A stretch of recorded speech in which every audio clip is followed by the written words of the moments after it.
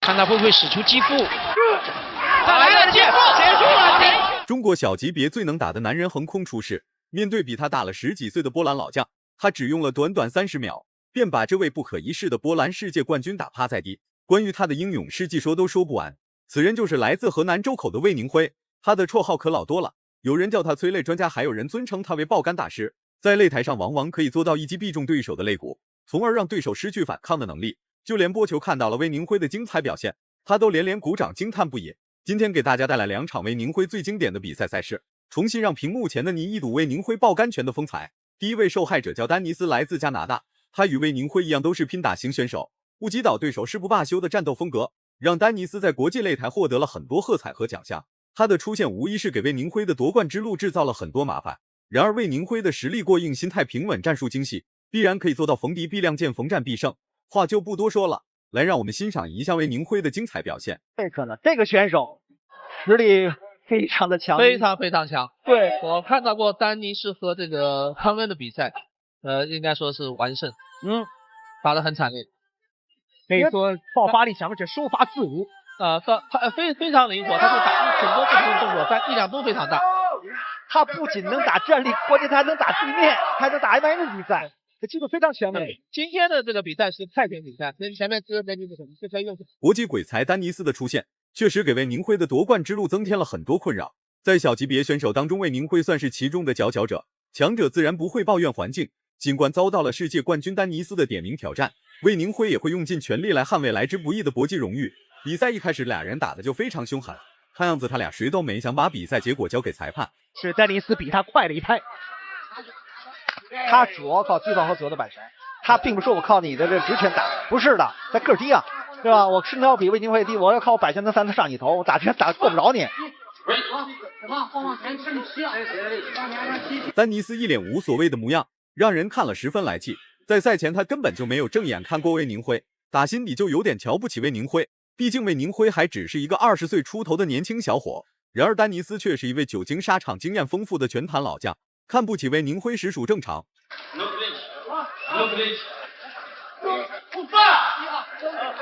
现在啊，这个魏宁辉有意识的要用你的这个对前草或者是前蹬控制对方，别让他尽量的冲进来。他个儿低，他就靠这种摆拳。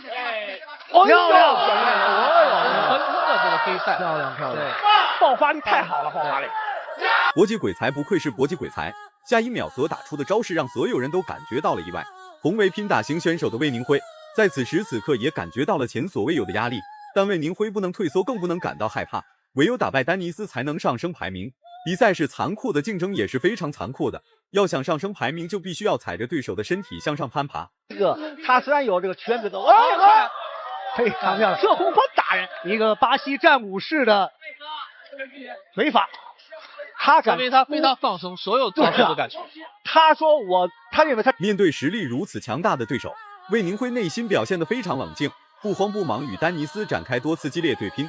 别看魏宁辉年龄小，看上去没什么实力，其实他的爆肝拳的威慑力非常强大，一般人根本顶不住魏宁辉2拳。上一位和魏宁辉打比赛的波兰老将，仅挨到了魏宁辉3次重击，他就倒了下去，足以证明魏宁辉的拳头并不是吃白饭的。但扛住也挺困难的，太重了。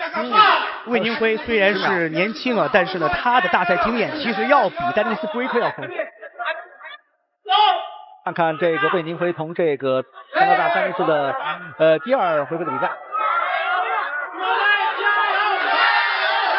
第2回合开始了，丹尼斯凭借成熟老练的作战计划，直接就采取了猛攻策略，火速向魏宁辉内围靠拢，并发起猛烈攻击。在泰国训练多年的魏宁辉，他的身体硬度丝毫不亚于泰国本土的泰拳手，还有他那精准无比的爆肝拳，很快就会让丹尼斯认识到魏宁辉潜在的爆发力。西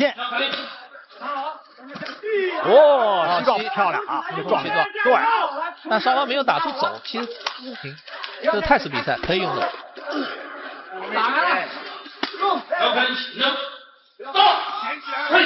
这个场裁判毛俊告诉对方，就是你搂抱，你要有动作，不能搂抱没有动作的是不行的。漂亮的击服，魏宁辉。从主动进攻的一方转变为被动防守的一方，此时此刻丹尼斯应该意识到事情的不对劲，然而他依然是一副无所谓的模样。既然如此，那就别怪魏宁辉下手太狠，专攻魏宁辉上盘的丹尼斯漏洞百出，下盘不稳的同时，对肋骨的防守也逐渐出现了松动。这个情况对于魏宁辉来说是个进攻的好机会。这打了，对，这个好的人一看，你看，这就是一个击鼓，打3 KO， 哎。教练指导也非常不错，这个非常到位，因为他在广步头没有顾到自己的这个重要这个腹部这地方，可以这时候丹尼斯继续打，想跑门都没有。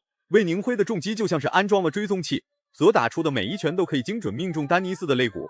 不怕魏宁辉的催泪拳力量大，就怕丹尼斯的肋骨坚如磐石。拼打型选手的身体素质一般情况下都很完美，抗击打能力要比一般选手强出很多。但是丹尼斯此次的对手可是魏宁辉，他可不会惯着丹尼斯的臭毛病。特别是打到右侧的肝部呢，这又是继续往肝部进攻，继续打，漂亮。因为丹尼斯过去在今天比赛里面，他的这个表现，魏宁辉打太好了，非常比赛结束了，TKO对手，实在太好了，这个大翻盘。赢了比赛的魏宁辉还没来得及高兴，很快就迎来了第2位受害者的挑战。他叫克雷格，来自英国，与丹尼斯一样都是鼎鼎大名的拼大型选手。从他的个头就可以清晰看出，克雷格坚决不是什么善茬，体型和身材与魏宁辉大差不差。其中不一样的就是克雷格纹龙画虎，然而魏宁辉的身上则是干净无比。话就不多说了，来让我们欣赏一下魏宁辉的精彩表现。红方是来自中国的魏宁辉。今天这场比赛将决出4强。对，今天他们将持续晋级，直到获得65公斤世界冠军赛的金腰带。也就是说，今晚的胜者要连打3场。对，这个对一个职业选手的这种体能啊，跟这种意志力是非常的要求之高啊。对，克雷格是在昆仑决49日本东京站的时候战胜了中国的选手。打败丹尼斯之后的魏宁辉后知后觉才发现，自从魏宁辉回国打比赛，许多各国的世界冠军纷纷挑战魏宁辉，并且连最基础的休息时间都不给。年仅21岁的魏宁辉身体自然会吃不消，但他每一次面对对手发起的挑战，都会临危不惧接受。中国男人魏宁辉大丈夫当如此也。的比赛比较多，所以我们看他的战绩要比魏宁辉要多一些。但魏宁辉的那个昆仑决战绩比他多一点啊。对，魏宁辉这两个还有标志性的前手这种勾拳呢。我们看到克雷格这个扫腿啊，还是为什么连波球都对魏宁辉忌惮不已？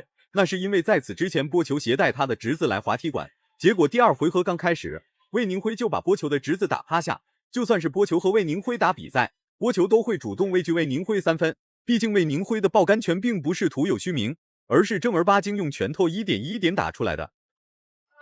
我们看克雷格也是不想一上来就让自己处在下风啊，逼得还是比较紧。随时保持压迫感。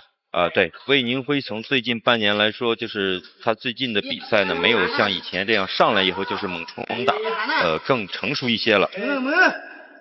求稳。对。哎，这个后手。克雷格的小身板根本顶不住魏宁辉的攻击，比赛才刚开始2分钟，他就有点顶不住魏宁辉的进攻。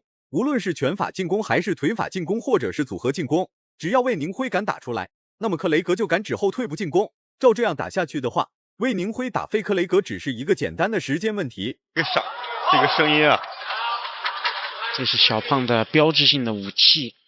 不过这2下克雷格的抗击打也是表现出来真的是不弱。而且刚才那2下位置稍微靠上了一点，如果是靠下一点，可能会效果好一点。靠近体上的位置。对。我们看克雷格这个反击还是不错，魏宁辉还是要在进攻的时候，头部的空当还是要尽量缩小。克雷格内心非常想快速打败魏宁辉，从而在中国擂台立足。然而上一位有这个想法的外国人，此时此刻还在医院治疗他那受伤的肋骨。比赛很快就来到了第2回合，魏宁辉的步伐移动加快了不少，看来是要准备 KO 克雷格。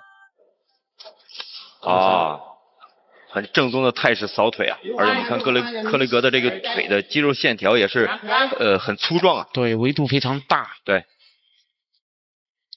其实那个小胖的肌肉维度在他那个级别的那个国人里面也算是非常出众的。对，因为熟悉小胖的也知道，在之前啊，小胖是主打61到63这个公斤，但是呢，因为这2年因为训练的各种，第1回合只是魏宁辉的试探时间，到了第2回合的魏宁辉就不再进行忍让，快速将克雷格击倒了一次。难道克雷格真以为第1回合魏宁辉没有发力，就认为魏宁辉没有实力吗？第2回合才刚开始，克雷格就遭到了魏宁辉十分猛烈的猛扑，持续的猛烈攻击彻底让克雷格看清楚了当下局势。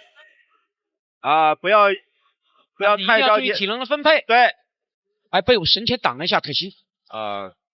克雷格恢复的又送了一下后手，又是一个，那克雷格也还了一下后手迎击。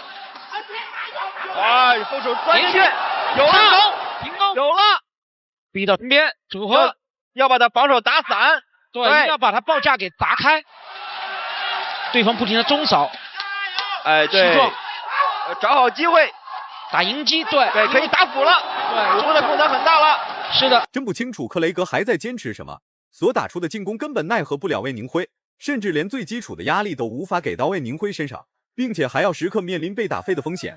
2次读秒过后的克雷格出现了幻象，他竟然还敢投入到比赛之中，看来这2次读秒并没有把克雷格打服。即将结束，对，连第1个回合里面读秒3次就直接判负了呗。对，魏宁辉能不能有机会进4强，对，打散，对，把报价砸开，能不能为后面的比赛为自己节省一些体力？看他会不会使出继父。来了，继父，结束了，连续5秒，爆杆拳精准打出，克雷格蹲在地上痛苦不堪。他和丹尼斯的下场一样，都是被魏宁辉的爆杆拳所伤，搞不好他俩还能在住院部见面。爆杆拳是魏宁辉的标签，催泪专家才是魏宁辉的绰号。如果满分是100分的话，你会给魏宁辉打几分？